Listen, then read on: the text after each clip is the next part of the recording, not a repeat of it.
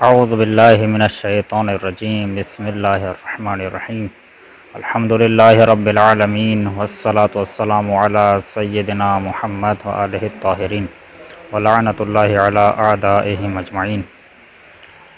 عزیزان گرامی، ایک مسئلہ جو ہمارے سامنے آج کل درپیش ہے وہ مسئلہ فلسطین ہے یا ظالم کے خلاف بولنے کا مسئلہ۔ اب یہاں پر مختلف اعتراضات آتے ہیں کہ ہم ان کے لیے کیوں بولیں، وہ تو شیعوں کا مسئلہ نہیں ہے، وہ تو اہل بیت کے چاہنے والوں کا مسئلہ نہیں ہے۔ تو یہاں پر میں ایک چھوٹی سی داستان عرض کروں۔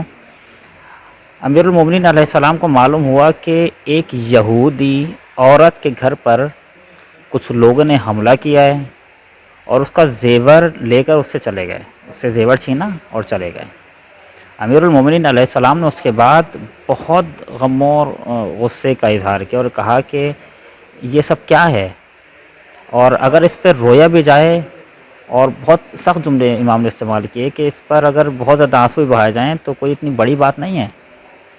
تو ایک یہودی پر اگر ظلم ہوا تو امیر المومنین علیہ السلام نے برداشت نہیں کیا، جبکہ وہ ایک یہودی تھی، وہ خاتون، وہ عورت ایک یہودی عورت تھی۔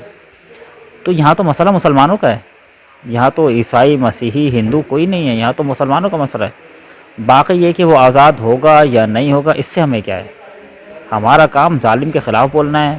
آزاد ہوتا ہے تو خدا کا کام ہے، آزاد کرنا خدا کا کام ہے، نہیں ہوتا تو پروردگار ہم نے اپنی ذمہ داری ادا کر دی، قیامت کے دن تو ہم سے کچھ پوچھے گا نہیں۔ ظالم کے خلاف اگر کوئی نہیں بولے گا تو یہ یاد رکھے کہ ظلم ایک آگ کی طرح ہے، اور آگ دوست اور دشمن نہیں پہچانتی، آگ لگ جاتی ہے۔ میں اگر گھر میں بیٹھ جاؤں کہ پڑوسی گھر میں آگ لگی ہے، میرے گھر میں تھوڑی لگی ہے، تو وہ آگ میرے گھر میں بھی آئے گی۔ امام کاظم علیہ السلام کے ایک صحابی ہیں صفوان جمال، کہ جو اونٹ دیتے ہیں کرائے پر دوسروں کو۔ ایک مرتبہ انہوں نے ہارون رشید کو کرائے پر اونٹ دے دیے۔ امام صادق علیہ السلام کو معلوم، امام کاظم علیہ السلام کو معاف کیجیے گا، امام کاظم علیہ السلام کو معلوم ہوا کہ صفوان جمال نے ہارون رشید کو اونٹ کرائے پر دیے ہیں۔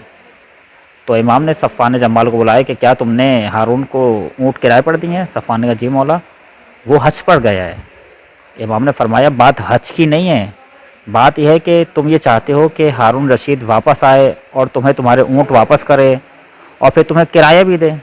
اس نے کہا ہاں مولا، وہ ایک اچھے کام کے لیے جا رہا تھا، میں نے اسے اونٹ دے دیے اور میں چاہتا ہوں کہ واپس آئے، مجھے کرایہ بھی دے، میرے اونٹ بھی واپس کرے۔ امام نے فرمایا یہ جو تم اتنا سوچ رہے ہو نا کہ وہ جائے اور واپس رہے اور واپس آئے، تم چاہ رہے ہو کہ اتنا عرصہ زندہ رہے، یہ جو تمہارے ذہن میں ہے کہ ایک ظالم جائے اور ایک ظالم اتنا عرصہ زندہ رہے، ظاہر ہے ظالم جتنا عرصہ زندہ رہے گا ظلم کرے گا۔ امام کہہ رہے ہیں یہ جو تم چاہ رہے ہو یہ بھی صحیح نہیں ہے، یعنی اتنا صرف چاہ لینا کہ ظالم زندہ رہے، ظلم کرنا تو دور کی بات، ظالم کوئی اچھا کام بھی کرے تو در حقیقت وہ اچھا کام تھوڑی کر رہے، وہ اچھے کام کے ذریعے سے بہت سارے اپنے غلط مقاصد حاصل کر رہا ہوتا ہے۔ تو بہرحال یہ ایک مسئلہ صرف مسلمانوں کا مسئلہ نہیں ہے کہ انسانیت کا مسئلہ ہے، اور اس کو چھوٹے چھوٹے بہانوں کی بنیاد پر ہمیں اسے ترک نہیں کرنا چاہیے۔ باقی پروردگار عالم ہمیں توفیق دے کہ ہم ظالموں کے خلاف ڈٹ کر مقابلہ کر سکیں۔ السلام علیکم ورحمۃ اللہ وبرکاتہ۔